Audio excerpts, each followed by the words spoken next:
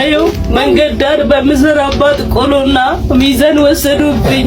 መድኃኒዓለም ብቻ ነው ለሰው ልጅ ወሳኙ ነገር። ሰው ምንም ተራ ነገር ገባሻ? ክርስቶስ ነው ወሳኙ ነገር። ቁልቢ ገብርኤል ይመጣል፣ እየመጣ ነው። ህዝቡ እንዲሸሽ ይፈለጋል።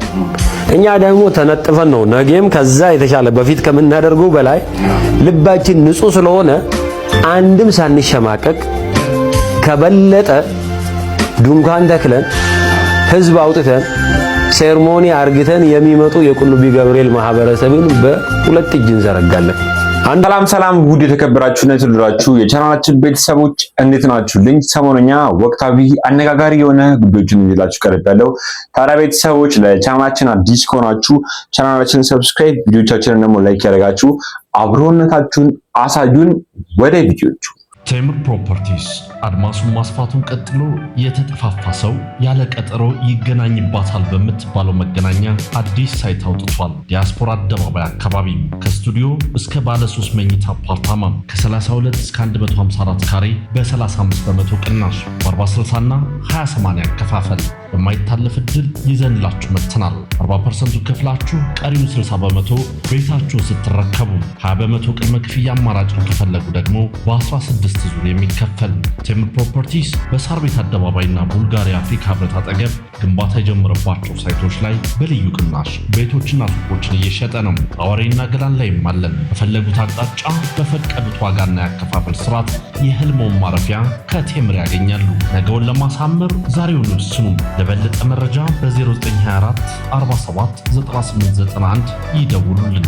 ቴምር ፕሮፐርቲስ። ቤተሰቦች ዛሬ የመጀመሪያ ማሰማዎች ቪዲዮ አንዲት እህታችን በቤት አከራዮች በጣም ተማራ የተለያየ ነገሮችን የተናገረች ነበር። እናንተም ይሄ ቪዲዮ ከሰማችሁ በኋላ የተለያየ ሐሳብና አስተያየት እንደምትሰጡበት ተስፋ አደርጋለሁ። ቪዲዮን አይተን እንመለስ። አከራይ ህይወታችሁ ወደ ላይም ወደ ታችም ከፍ አይበል፣ መሃል ላይ ተንጠልጥላችሁ ቅሩ። እንደዚህ አይነት አከራዮች አሁን ደግሞ መንግስት እንትን አወጣ፣ ቤቴ ልኖርበት ነውና ልቀቁ ማለት ፋሽን አረጋች። በዚህ ላይ ደግሞ ከውጭ የሚመጣ ዘመድ አበዛዙ። የዘመድማ ከውጭ ቢኖራችሁ እኮ ማለት ነው ለማኝ አትሆኑም ነበር። የሰው ህይወት ላይ ቁማር አትጫወቱም ነበር። አሁን ልኑርበት ነው ብላችሁ ሌላ ሰው አታስገቡም ነበር። አንድ ሰው ነው አውጣ ስትሉት ብዙ ነገር ማአት ነው የዛ ቤት ላይ የምታመጡትና ያ ማአት እግዚአብሔር ቤታችሁ ያስገባ። የነዛን ጭንቀት እግዚአብሔር ቤታችሁ እጥፍ አድርጎ ያስገባላችሁ። አንድ ሰው ውጡ ስትሉት ልጁ ትምህርት ቤት እዚህ ተላምዷል። ሁለተኛ ቤት የሚከራዩበት እንኳን ቢኖራቸው እቃ የሚያጓጉዙበት የላችሁ። በእናንተ ምክንያት ደግሞ ሰው እግዚአብሔርን እንዲክድ እያረጋችሁ ነው። ሰው ሲማረር ሰው ሲከፋው ግራ ሲገባ ፈመድኃኒዓለም እግዚአብሔር አንተ የለህም ለሀብታም እንጂ ለደሃ አሰራም ብሎ በእናንተ ምክንያት አንድ ሰው የፈጠረን አምላክ ማማረር ማለት ትልቁ ኃጢአት ነው። ስለዚህ አድቡ፣ ስነ ስርዓታችሁን ያዙ። እግዚአብሔር መዓት እንዳያወርድባችሁ። እግዚአብሔር ዝም የሚለው የማይሰማ እማያ እንዳይመስላችሁ። ሲያመጣ ደግሞ እንደሱ አይደለም፣ ቆልሎ ነው የሚያመጣባችሁ። ያን ቀን ማንም ነው ማድናችሁ። እግዚአብሔር ምስክሬ ነው። የእግዚአብሔር ፈተና ብዙ ነውና ሰውን አትፈትኑ። በእግዚአብሔር ሲመለስባችሁ ግን አትቋቋሙ። ዘር ማንዘራችሁን ነው የሚጨርሰው። ለ3000 ብላችሁ ግፍ አትስሩና አድቡ። እግዚአብሔር ልብ ይስጣችሁ። ሰዎች በነገው ዕለት እጅግ በጣም የታላቅና የገናናው የቅዱስ ገብርኤል ዓመታዊ ክብረ በዓል ይከበራል። ታዲያ እጅግ በጣም ብዙ ሰዎችም ወደ ተለያዩ የቅዱስ ገብርኤል ቤተክርስቲያኖች እየተጓዙ ይገኛሉ። ታዲያ በቁልቢ ገብርኤልም የሚታወቅ ነገር ነው። ታዲያ የከንቲባ አስተዳደርም እጅግ በጣም ደስ የሚሉ ነገሮችንም እየተናገሩ ነበረ። ይሄን ቪዲዮንም አይተን እንመለስ። ቁልቢ ገብርኤል ይመጣል፣ እየመጣ ነው። ህዝቡ እንዲሸሽ ይፈለጋል። እኛ ደግሞ ተነጥፈን ነው ነገም ከዛ የተሻለ በፊት ከምናደርገው በላይ ልባችን ንጹህ ስለሆነ አንድም ሳንሸማቀቅ ከበለጠ ድንኳን ተክለን ህዝብ አውጥተን ሴርሞኒ አርግተን የሚመጡ የቁልቢ ገብርኤል ማህበረሰብን በሁለት እጅ እንዘረጋለን። አንዱ እሱ ነው። ሁለተኛ እኮ እንደ ድሬዳዋ እኮ የጠቅላይ ቤተ ክህነት ጳጳሱ አጠቃላይ የኦርቶዶክስ ከድርን ሸልሟል። እኔ አልነበርኩ፣ እውቅና ሰጥቶናል እንደ ድሬዳዋ። ያንን ጥላሸት ለመቀባት ነው። አይቻልም። ፈጣሪ ካልጻፈ በስተቀር ሰው ልጅ አንድም ነገር ማድረግ ስለማ ቤተሰቦች እንደሰማችሁት ነው። በማንኛውም ወቅትና በማንኛውም ጊዜ ላይ ወደ ድሬዳዋ የሚመጣ ወደ ቁልቢ ገብርኤል የሚመጣ ተጓዦችን ስነ ስርዓትና አግባብ ባለው መልኩ እንደሚቀበሉም እየተናገሩ ነበረ። ታዲያ ቤተሰቦች በዚህ አጋጣሚም እንኳን ለመልአኩ ለቅዱስ ገብርኤል ዓመታዊ ክብረ በዓል በሰላም አደረሳችሁ አደረሰን። እናንተም የተሰማችሁን ሐሳብና አስተያየት ኮሜንት ላይ አስቀምጡልኝ። ቤተሰቦች አንዲት እህታችን ስራ ሰርቼ መኖር አልቻልኩም፣ እጅግ በጣም ህይወት እየከበደ ነው እያለች ነበረ። በምን ምክንያት ነው ይሄን ነገሮችንም ስትናገር የነበረው? ይሄን ቪዲዮንም አዩ መንገድ ዳር በምሰራባት ቆሎና ሚዛን ወሰዱብኝ። ቆሎ እንደዚህ ተፋፍቶብኝ ባዶኝ ገባው። በቃ ያቀባጣው በእውነት ሰለችኝ። አሁንስ ራሴ ላጠፋ ነበረ፣ ግን እግዚአብሔር ለዚህ ልጅ ብዬ ነው እንጂ ማለት ነው የምኖረው። ወቃችሁ የቻላችሁትን ያቅማችሁን አግዙኝ። በቃ እኔ የምለው ጀግንነት እኮ ጀግና ላይ ነው እንጂ ምስኪን ላይ ደሃ ላይ አይደለም። ወንድነትም እንዲሁ ወንድ ላይ እንጂ ሴትና ህፃናት ላይ አይደለም። እንደምታዩት አጠገቧ ህፃን ልጅም ጭምር አለ። ይሄንን ገና መራመድ ያልቻለ ህፃን ልጅ ይዛ ሚዛንና ቆሎ እየሸጠች እሷንና ልጇን የምታስተዳድር እቺ ምስኪንን ሴት ሚዛኗን ተቀብላችሁ ቆሎዋን ደፍታችሁ እንደዚህ የምታስለቅሱ ምን አይነት አረመኔ ብትሆኑ ነው? ጀግንነት እኮ ጀግና ላይ እንጂ ምስኪን ላይ አይደለም፣ ደሃ ላይ አይደለም። ወንድነትም ወንድ ላይ እንጂ ሴትና ህፃናት ላይ አይደለም። ገና መራመድ ያልቻለ ህፃን ልጅ ያዘች እቺን ምስኪን ሴት ምን እንርዳሽ ምን እናግዝሽ ይባላል እንጂ የሚረዳት አታ በድህነት አቅሟ ሚዛንና ቆሎ እየሰራች ራሷንና ልጇን የምታስተዳድር እቺን ሴት ሚዛኗን መውሰድ ቆሎውን መበተን ምን የሚሉት ጀዝባነት ነው? ጀግናንን የምትሉ ከሆነ ምስኪን ላይ አይደለም እኮ። ከዚች ምስኪን ሀገራቸው ላይ ከደሃ ሀገራቸው ላይ በየቢሮው ላይ ተሽከርካሪ ወንበር ላይ ቁጭ ብለው ቦርጫቸውን ዘርግፈው እቺን ሀገርን የሚበሏትን ወንድ ከሆናችሁ ሂዱና ያዟቸው። ጀግንነታችሁ ምስኪንና ደሃ ላይ አይሁን። ስለዚህ ለነዛ አረመኔ ሰዎች ትምህርት የምንሰጠው እኛ እሷን ከዚህ ሁኔታ ላይ ማንሳት ስንችል ነው ብዬ አስባለሁ። የእህታችን ስም ሐረጓ ይባላል። ስልክ ቁጥሯን አስቀምጥላችኋለሁ ከስር፣ አካውንቷንም እንዲሁ። ለዚች እህታችን እንድረስላት ለማለት ነው። አቅም የለኝም ገንዘብ የለኝም የምትሉ ደግሞ የተቻላችሁን ያህል ይህንን ቪዲዮ ኮፒ ሊንክ፣ ሪፖስት፣ ሼር፣ ላይክ አድርጋችሁ በጣም ብዙ ሰው እንዲረዳት ከጎኗ እንድትቆሙ በመታምኑት ፈጣሪ ስም ጠይቃችኋለሁ። አመሰግናለሁ። ልጅ እናት ነች፣ እንዲሁም ደግሞ ወጣት ነች። እንደተመለከታችሁት ነው። ታዲያ እጅግ በጣም ብዙ ሰዎችን እናግዛት እናበረታታት ይገባል እያሉ የተለያዩ ድጋፎችን እያደረጉላት ይገኛሉ፣ በሐሳብም እንዲሁም ደግሞ በገንዘብም። እናንተስ የዚህታችንን ታሪክ ሰው የተሰማችሁ ሐሳባችሁን ኮሜንት ላይ እጅግ በጣም ብዙ ሰዎች መነጋገሪያና መወያያ ሲያደርጉት የነበረ አንድ መረጃ ነበር። እሱ ምንድነው? ኮሜዲያን እሸቱ በዚህ ሰዓት ላይ ስራዬን ላጣ ነው፣ ከስራዬ ገበታዬን ልወጣ ነው፣ እየከሰርኩ ነው እያለ ነበር። ታዲያ እጅግ በጣም ብዙ ሰዎችም ባደረጋቸው ስራዎች ናቸው እርግማን ደርሶበት ነው እየከሰረኝ የሚገኙ ያሉ ነበረ። ጥሩ ነገሮችና የሚያደርጋቸው ነገሮችንም መርሳት እንደሌለብንም አንድ ወንድማችን እያስታወሰን ነበረ። ይሄ ቪዲዮንም አይተን እንመለስ። የተዋህዶ ልጆች በመድኃኔዓለም ስም ጠይቃችኋለሁ፣ ይሄን ቪዲዮ ከምንም ጊዜው በላይ ወደ ብዙ ሰዎች እንዲደርስ እፈልጋለሁ። የኮሜዲያን እሸቱ ደጋፊና የጋዜጠኛ ተክለ ሃይማኖት ደጋፊ ተብሎ አባቶች መሃል ላይም በማድረግ እየተለባለብን እንገኛለን። እኔ እስከሚገባኝ እሸቱ ስተት ሰርቷል። አዎ በደንብ ስተት ሰርቷል። ይቅርታ ጠይቋል። የሰራውን ጥፋት የሚያርም ይቅርታ ጠይቀዋል ባይነኝ። በቃ አለቀ። ከይቅርታ በላይ ምንም የለም። ምንም ትግረኛው ሚዲያ ባለቤት ተክለ ሃይማኖት ሲወቀስ አያለው። እንደ ሚዲያ ስራው ችግሮች በተፈጠሩበት ቦታ ሄዶ ማጥራት ነው ሚዲያ፣ ምንም ጥርጥር የለውም። ከዛ ህዝቡ የሚፈልገውን ሊፈርጅ ይችላል። ግን ናሽናል ኢንተረስት ይባላል እንደ ሀገር ስናስበው። ምንም ቢቢሲ ትልቅ ሚዲያ ቢሆን የሀገር ጥቅም የሚባል ነገር አለ። ተክሌ ኦርቶዶክስ ነህ። ኦርቶዶክሳዊን ጥቅም ደግሞ ማስጠበቅ ያስፈልጋል።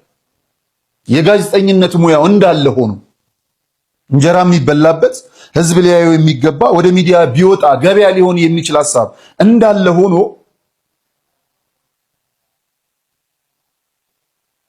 የቤተ ክርስቲያንን ክብርና ልዕልና ከማስጠበቅ አንፃር መታየት ያለባቸው ነገሮች ደግሞ አሉ።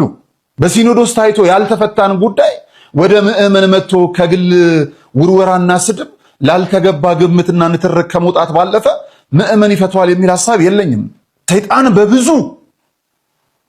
ስራውን ለመስራት ከሚያቀድበት አንደኛው ስፍራ እኚህ አባቶች እየተዋጉ ድል እያደረጉ የሚጥሉት ቦታ የሚያሸንፉት አንድ አይደለም 70 ጊዜ 100,000 ጊዜ ሰይጣን የሚወድቅበት ቦታ ስለሆነ ማሸነፍ የሚፈልግበት ቦታ ነው። አንድ ክፍተት ቢያገኝ ጎልቶ ወጣ ሰይጣን። በሶሻል ሚዲያዎች ተመልካቾቻችን ውስጥ ገባ። ራሳችን ብዙ ዓመት ለጸሎት ከተጉ አባቶች ጋር ማወዳደር ጀመር። እናንተም ብሎ አባት በዓለም ያለውን ይሻላል የሚል ግብዞችን ፈጠረ ሰይጣን። ከናንተ ኮኔ ይሻላል የሚሉ የሶሻል ሚዲያ እንትኖችን ሰይጣኖችን ፈጠረ። ስለዚህ ታውቁበታላችሁ አባቶቻችን፣ ጠላትን መልሶ መጣል፣ ሰይጣንን ከእግራችሁ ስር መጣል አምናለሁ ታደርጋላችሁ። ቤተሰቦች እንደተመለከታችሁት ነው ወንድማችን ሲናገር የነበረው ነገር እጅግ በጣም ትክክል ነው። ምክንያቱም እሸቱ መስጊዶችን እንዲሁም ደግሞ የተለያዩ አብያተ ክርስቲያኖችን ሲያሰራ እንደነበረ መርሳት የለብንም። እንዲሁም ደግሞ በመቄዶንያም የገቢ ማሰባሰቢያ ፕሮግራሞች ላይ በተለያየ ጊዜ ላይ እጅግ በጣም ብዙ ገንዘቦችንም እንዳሰባሰበ የምናውቀው ነገር ነው። ከዛም ባለፈ ዶክተር ቢኒያምም አንድ ብርም ቢሆን ከፍለው እንደማያውቁም እየተናገረ ነበር ለኮሜዲያን እሸቱ። እናንተስ ይህን ነገር የተሰማችሁን ሀሳብ ኮሜንት ላይ አስቀምጡልኝ። ቴምር ፕሮፐርቲስ አድማሱን ማስፋቱን ቀጥሎ የተጠፋፋ ሰው ያለ ቀጠሮ ይገናኝባታል በምትባለው መገናኛ አዲስ ሳይት አውጥቷል። ዲያስፖራ አደባባይ አካባቢ ከስቱዲዮ እስከ ባለ 3 መኝታ አፓርታማ ከ32 እስከ 154 ካሬ በ35 በመቶ ቅናሽ በ40/60 እና 20/80 ያከፋፈል በማይታለፍ እድል ይዘንላችሁ መጥተናል። 40% ከፍላችሁ ቀሪውን 60 በመቶ ቤታችሁን ስትረከቡ 20 በመቶ ቅድመ ክፍያ አማራጭን ከፈለጉ ደግሞ በ16 ዙር የሚከፈል። ቴምር ፕሮፐርቲስ በሳር ቤት አደባባይና ቡልጋሪያ አፍሪካ ህብረት አጠገብ ግንባታ የጀመረባቸው ሳይቶች ላይ በልዩ ቅናሽ ቤቶችና ሱቆችን እየሸጠ ነው። አዋሬና ገላን ላይም አለን። በፈለጉት አቅጣጫ በፈቀዱት ዋጋና ያከፋፈል ስርዓት የህልሞን ማረፊያ ከቴምር ያገኛሉ። ነገውን ለማሳመር ዛሬውን ይወስኑ። ለበለጠ መረጃ በ0924 47 9891 ይደውሉልን። ቴምር ፕሮፐርቲስ። ቤተሰቦች እጅግ በጣም ደስ የሚል ነገር ደግሞ ሚኪ ጎንደረኛ እየተናገረ ነበር። እርሱም ምንድነው የሰው ልጅ መመካት ያለበት በመድኃኔዓለም ብቻ ነው። የሰው ልጅ በሰው መመካት የለበትም። ሁሌም ቢሆን ከፈጣሪያችን ጋር ነው ልንጓዝ የሚገባው ወደፊት ያልነበረ። ይሄን ቪዲዮንም አይተን እንመለስ። መድኃኔዓለም ብቻ ነው ለሰው ልጅ ወሳኙ ነገር። ሰው ምንም ተራ ነገር ገባሻ? ክርስቶስ ነው ወሳኙ ነገሩ። ከበቃ እኔ እሞታለሁ እሷን ካላገኘው ምናምን ይላል ወይ እንደዚህ ምናምን። እንደዛ አይደለም። ክርስቶስ ነው መቅደም ያለበት። እሱ ይቀድማል። እሱ ያለው ነገር ነው የሚሆነው። እሱን ማስቀደም ነው እንጂ ሚስቴ ባሌ ምናምን ሳይሆን በቃ ፈጣሪ ማስቀደም፣ ለፈጣሪ ብሎ ሁሉ ነገር ማድረግ፣ ለፈጣሪ መስጠት፣ መታገስ ምን ማለት በቃ ሁሉ ነገር ይስተካከላል ብዬ ነው የማስበው። እማትሆንም ከሆነች ተፍታ አንተን ብቻ መድኃኔዓለም አይፍታ። አንተ መድኃኔዓለምን አትተው እንጂ ማርያምን አንዳንድ ሰውን በቃ የማይሆነው ሰው ጋር ልጥፍ ብሎ ታያለሽ። ኧረ ተው ምናምን መድኃኔዓለምን ያዝ አይሰማም። ከዚህ አኳያ ከምንም ነገር በላይ ለሰው ልጅ አስፈላጊ ትዳሩ ሳይሆን መድኃኔዓለም ነው። በቃ መድኃኔዓለምን ይዞ ከዛ መድኃኔዓለም ትዳርን ይባርካል። ገንዘብ ጥሪት ከቤተሰብ ይወረሳል። ጥሩ ሚስት ግን ከእግዚአብሔር ብቻ ነው የሚሰጠን። ስለዚህ እግዚአብሔር ይቀድማል። እግዚአብሔር ስታስቀድሚ ጥሩ ሚስት ይሰጥሻል። ጸሎት ያርጉ። ጸሎትማ ግዴታ ነው። እስትንፋሳችንን ባለቤት በየሰዓቱ ማስታወስ ነው እንጂ ዋናው ነገር ጸሎት ነው እንዴ። አሁን ደስ ይላል እኮ ጊዜው ደግሞ እሱ ነው እንጂ እሱ ባይልማ ማለት ነው እንዴ እስትንፋስ ራሱ አይኖርም። እሱ ባይፈቅድልን እንዴ ሁሉ ነገራችን ባለቤት ኃይላችን፣ ብርታታችን፣ ጉልበታችን እሱ ነው። የቤቴ ሰላም መሰረት፣ የቤቴ መና፣ ሁሉ ነገር ልጆች ሁሉ ወደፊት የሚያመልኩት በቃ ምን ሁሉ ነገር እሱ ስለሆነ በዘላለም ውስጥ ሕያው የሚኖር አንድ አምላክ እሱ ስለሆነ እንዴ እሱ ላይ መለጠፍ ነው እንጂ ሁሉ ነገር ይባረካል፣ ሁሉ ነገር ይሰፋል። እንደተመለከታችሁት ነው ቤተሰቦች፣ እንደሰማችሁት ነው። የሚመካ ሰው ሁሉ በፈጣሪና በእግዚአብሔር መመካት ያለበት፣ የሰው ልጅን መመካት እንደሌለብን የሚያስተምር ቪዲዮ ነበር አይተን የተመለስነው። እናንተስ የሚኪን ንግግር እንታገኛችሁት ሐሳባችሁን ኮሜንት ላይ አስቀምጡልኝ። በቀጣይ ደግሞ ማሳያችሁ ቪዲዮ ምንድነው አንድ ወንድማችን ከሰሞኑን አንዲት እህታችን ትልቅ እርዳታ ተዘጋጅለትም እንደተናገረች ነበር። ታዲያ ይሄን ነገር ከተናገረች በኋላ የተለያዩ አይነት ማስታወቂያዎችን ሰርቶም የተሰጠውን ቻሌንጅም ጨርሶ የቡቲክ ሽልማትን ተበርክቶለት ነበር። ታዲያ ልጁም በስተመጨረሻም ይሄ ነገር አይገባኝም፣ የተናገረችውን ብርንም አይወክልም፣ አሁን የተሰጠኝ ብር እጅግ በጣም አነስተኛ ነው ብሎ እጅግ በጣም ብዙ ሰዎችን ያስገረመ ንግግሮችን ተናገረ ነበረ። ታዲያ ይሄን ቪዲዮ አይተን እንመለስ። ስለ ቻሌንጅ ማወቅ ያለባችሁ 5 መሰረታዊ የህግ መርሆች። በረከት ሊስትሮ 1.5 ሚሊዮን ብር ካላወጣ ቡቲኩ አልረከብም የማለት የህግ መብት አለው። እንዲቆያችሁ ጠበቃ ሰብለ አስፋ ነኝ። የመረጃ ለብዙዎች እንዲደርስ ፕሊስ ኮፒ ሊንክ ሪፖስት አድርጉልኝ።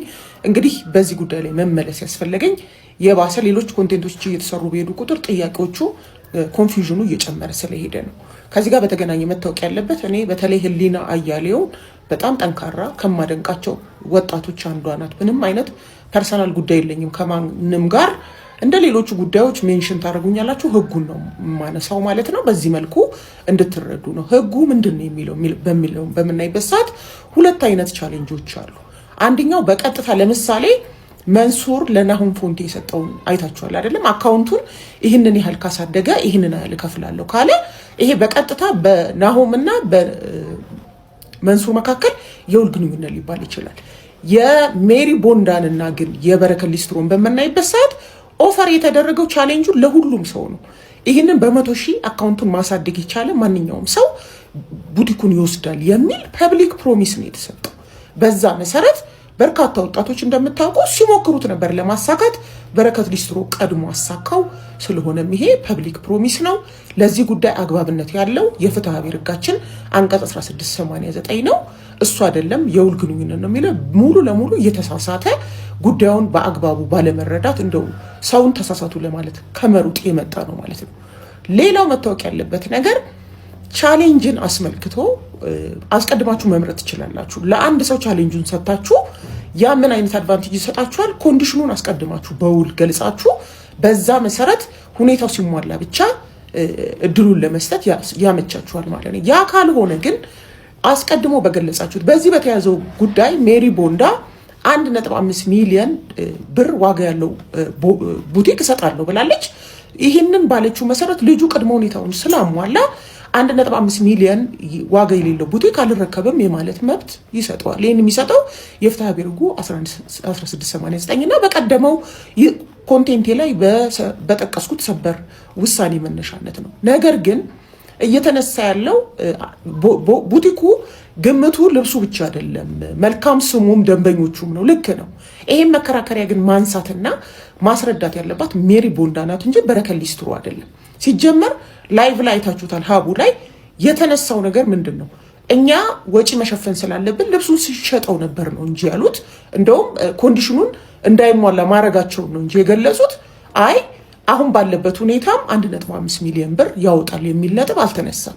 አንድ ደግሞ የህግ ባለሙያ ያልተነሳም ፍሬ ነገር መነሻ አድርጎ በጉዳዩ ላይ አስተያየት መስጠት ኢቲካልም አይደለም። ባይዞ ያልተነሳ ነገር ነው እየተነሳ ያለው። ከዛ ውጪ ህሊና በተለይ የምታነሳው ጥሩ ነጥብ አለ። ለምሳሌ ከተባለው ቃል የተገባልኝ ነገር አላገኘሁም ካለ መጀመሪያ ኮንታክት ሊያደርገኝ ይገባ ነበረ የሚለው ትክክል ነው።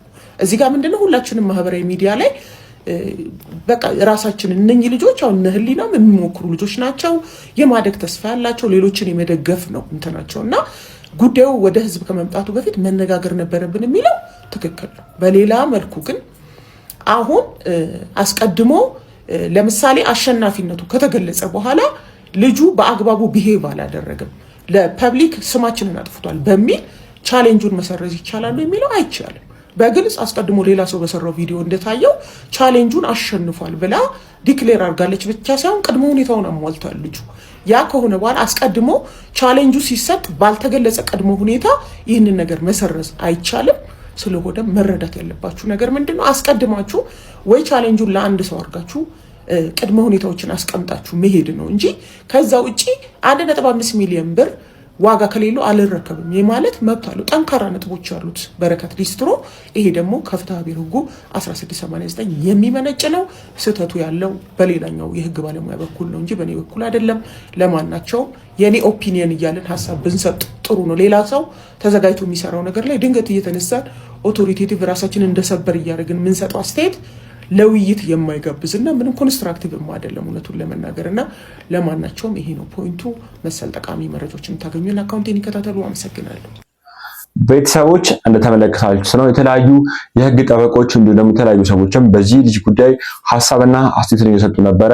ጠበቃ ሰብለ አሰፋ ምስተናገረ እንደሰማችሁት ነው። ማንኛውም ሰው ለሰው ልጅ ቃል የገባው ነገር በአደባባይም ሆነ የተለያዩ ሰዎች ፊት ቃል ከገባ መፈጸም እንዳለበትም የተነገረ ነበር። ታዲያ ይሄን ነገር ከሰማችሁ በኋላ ለእናንተም ትምህርት ይሆናችኋል ብዬ ተስፋ አድርጋለሁ።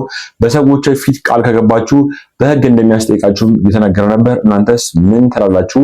ሐሳብና አስተያየታችሁን ኮሜንት ላይ አስቀምጡ። ደግሞ ቤተሰቦች የጋዜጠኛ ተክለ ሃይማኖትና የኮሜዲያን እሸቱ በኮሜዲያን እሸቱ መካከል ያለ ነገር እጅግ በጣም ብዙ ሰዎችን እያስገረመ ይገኛል። ምክንያቱም በመሃሎቻቸው የገቡ ደግሞ የሃይማኖት አባቶች ናቸው።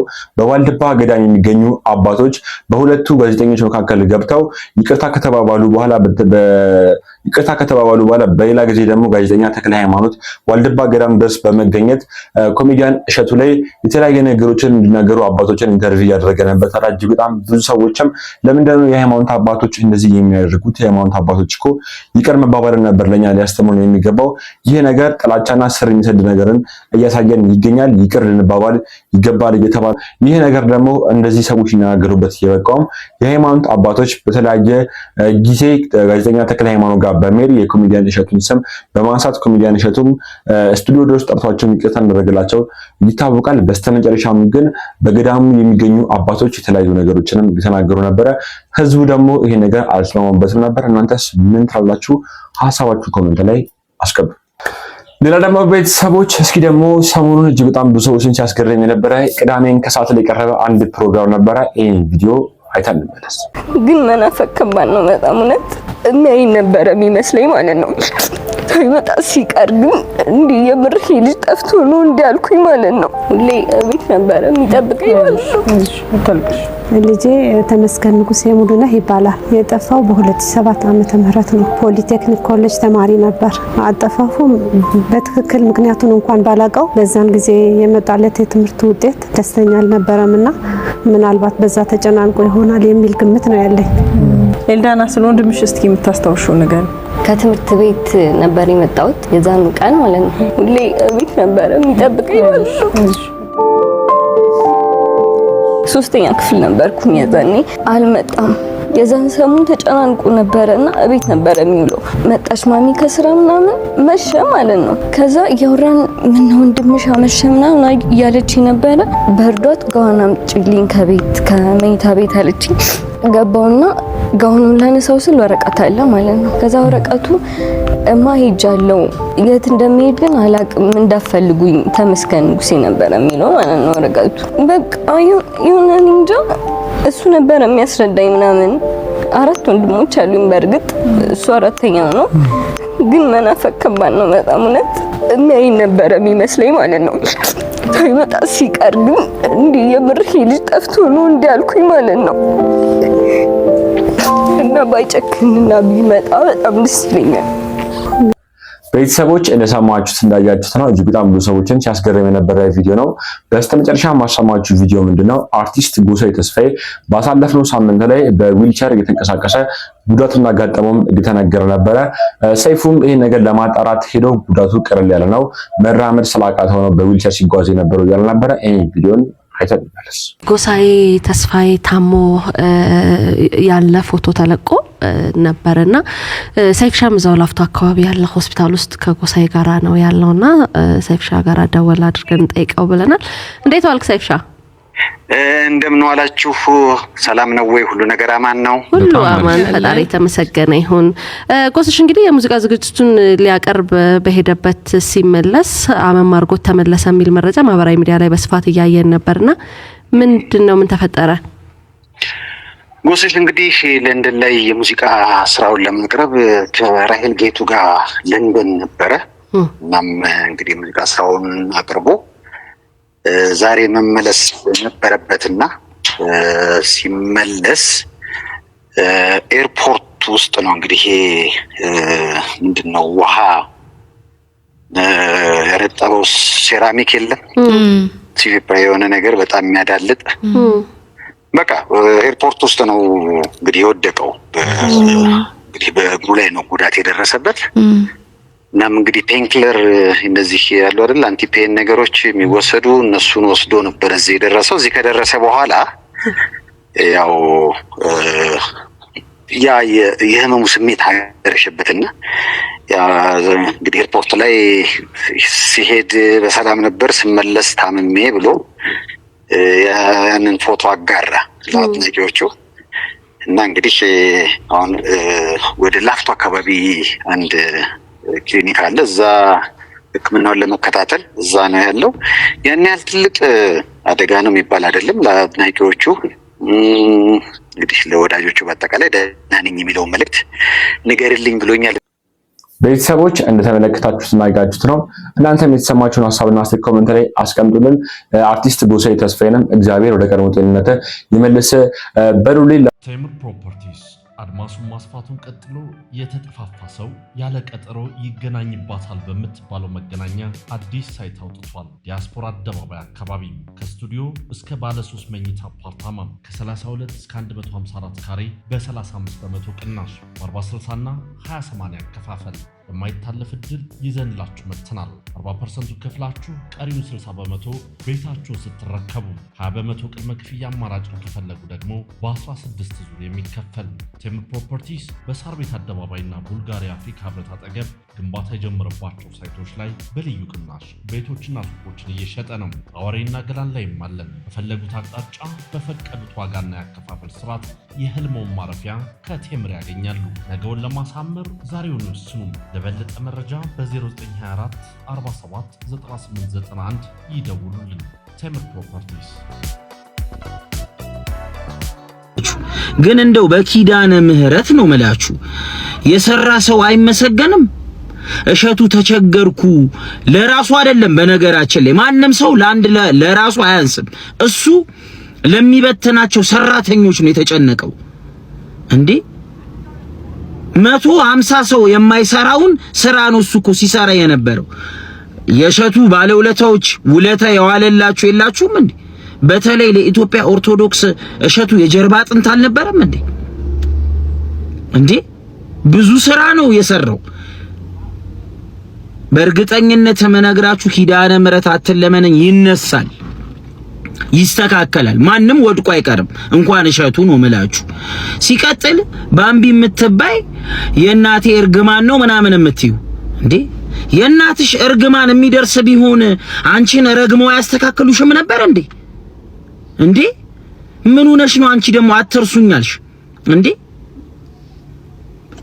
ዛሬ ኪድዬ ነሽ ክፉ ነገር አንነጋገርም፣ ግን እንደራረሳለን ነው መልሽ። ገብቶሻል አይደል? መልሽ እንደራረሳለን። ግን ሁሉም ኢትዮጵያዊ በዚህ ሰዓት ከእሸቱ ጎን ነን ማለት መቻል አለበት። እመቤቴን በጣም ነው የሚያሳዝነው። ለማንኛውም ቤተሰቦች ለዛሬ ጀላችሁ ነው ቪዲዮ ምን ይመስላል? በቀጣይ እናንተን ቁም ነገር ያስጨብጣሉ ሐሳቦችን እና አስተያየቶችን ያለው ሀሳቦችን ቪዲዮችን ይዤላችሁ እመጣለሁ። ስላዳመጣችሁኝ አመሰግናለሁ።